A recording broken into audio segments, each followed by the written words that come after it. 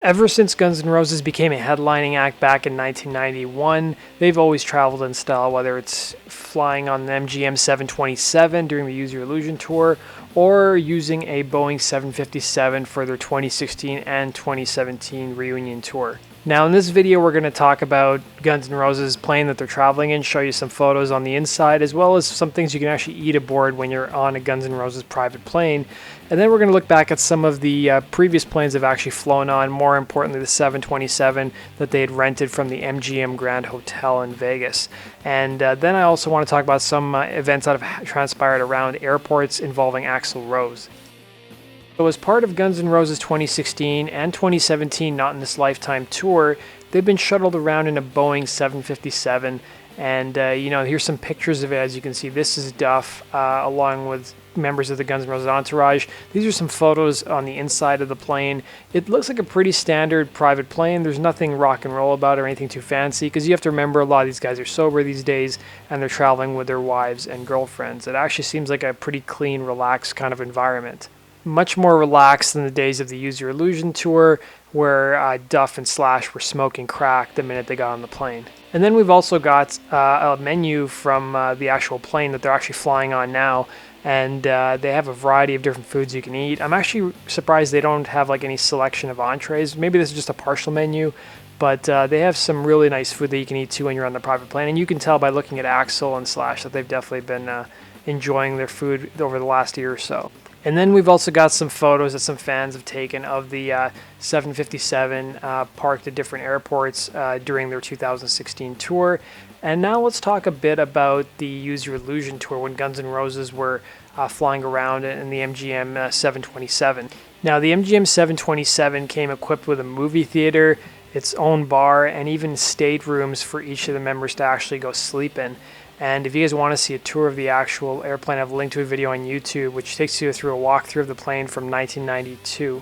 And then, when Guns N' Roses was touring on the Use Your Illusion tour, it was common for them to share the plane with other bands too, like bands including U2. So, while Guns wasn't using the plane, another band would be using the plane.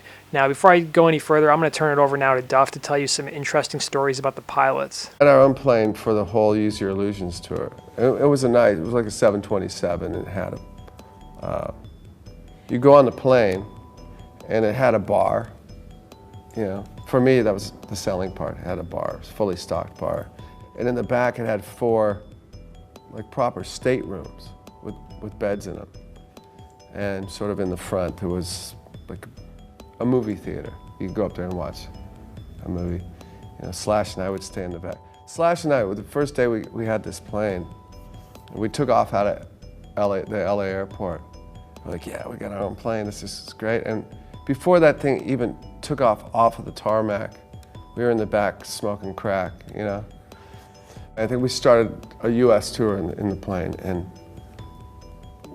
I was always really drunk, by the time we'd land anywhere. But I remember the landings were really, really bumpy, and I just thought, okay, we're landing. We weren't landing where commercial flights would land. We'd land at like the executive airport where private planes would land.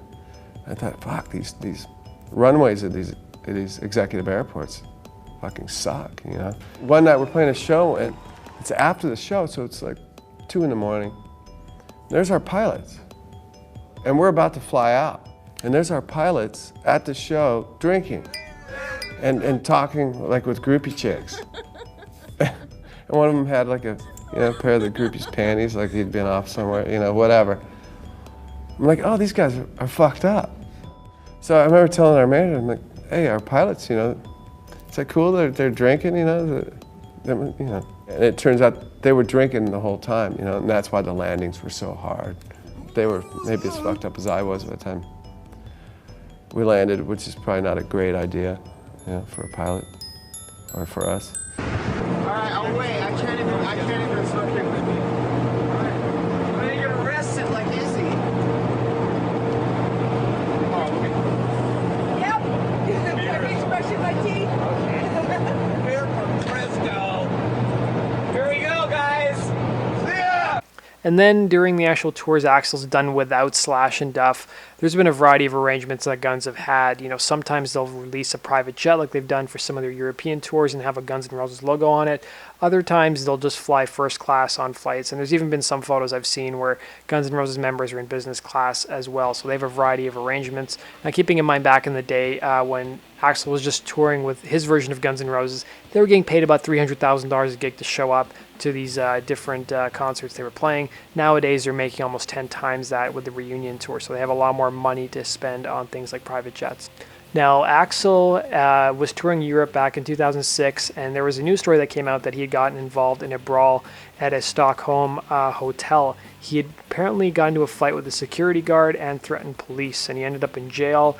And then I think shortly around that time, they were playing Norway, and Axl's plane landed in Norway, but he refused to leave the airplane and instead started another party at the landing field. Ice cubes were being delivered by car to the plane, and after a few hours at 1 a.m., Axl finally left the plane and was taken to a limo where he went to his hotel in central Oslo. Now, Izzy was on a plane in 1989 when he got arrested. He was flying from Indianapolis to LA, and he was trying to use the restroom, but he had to wait, and he couldn't hold it any longer, and he basically just urinated in front of other passengers. And apparently the plane actually landed in Arizona, where Stradlin was actually arrested, and Stradlin verbally abused a flight attendant as well. He lit up a cigarette in the non-smoking area and most famously peed on the floor of the galley in front of shocked passengers. When the plane landed in Phoenix, he was arrested at the airport for causing a public disturbance.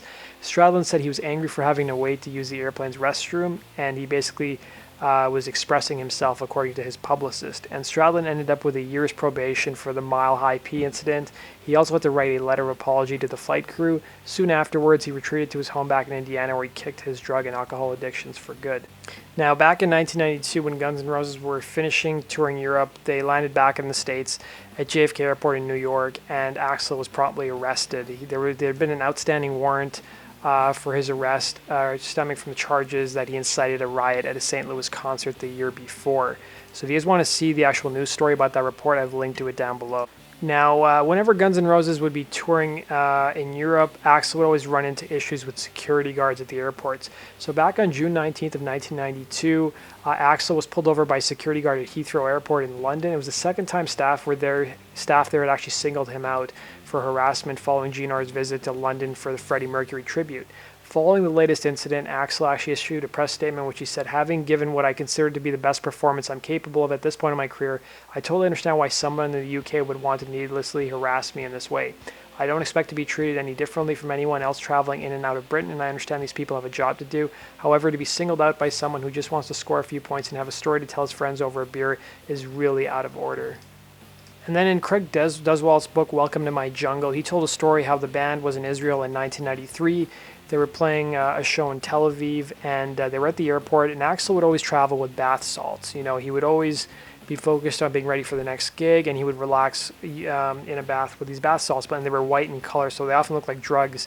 And they were walking through the airport, and I don't know if it was Robert John or Craig Duswalt, but apparently the bath salts came out of the actual luggage and actually spilled onto the floor, and they started to freak out, worrying that they would get arrested for having drug possession, basically having drugs, and being able to explain bath salts to the security people might be an issue.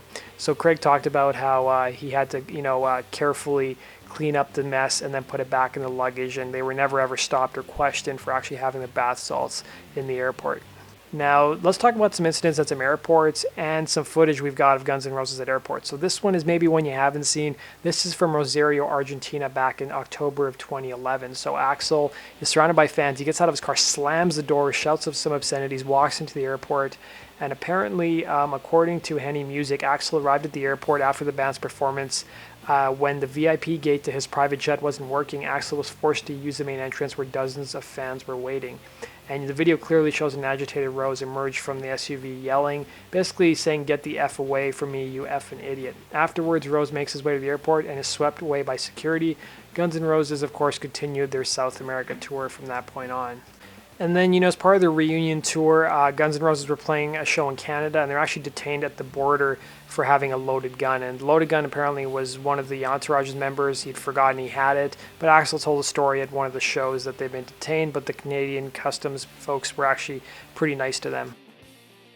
And then we also got, probably this is the best known footage of Axl at an airport. This is from 2009. This was, I think, the first time people had seen Axl in public since Chinese Democracy had come out. He was on his way to Southeast Asia to play some concerts, and he attacked a paparazzi at the airport in Los Angeles at LAX, and he knocked the paparazzi to the floor. Apparently no charges were ever filed. Axl was pissed off because I think they were harassing some of his family members and entourage. Now, the last couple of pieces of video I'm going to leave you guys with is one's a video from this past year's reunion tour. Guns N' Roses were in South America. There's some footage of them at the airport. And then we've also got some footage from Robert John, who was the band's photographer back during the Use Your Illusion days. One clip is from 1991. Actually, both are. And one is a Canadian Customs. And then the other one is, of course, from Europe as well. They were touring Europe in 1991, and Guns is basically just waiting on the tarmac and just fooling around and stuff and talking. So that does it for today's video, guys. Hope it was something different, it's something new. Maybe you learned a couple things. Hopefully you can go check out those videos I've linked to. That does it for today's video. Thanks for watching, guys. And make sure you subscribe for the latest Guns N' Roses news. And be sure to follow me on Twitter at Guns N' Roses Daily. I'll be following you guys back if you follow me. So thanks for watching, guys, and take care.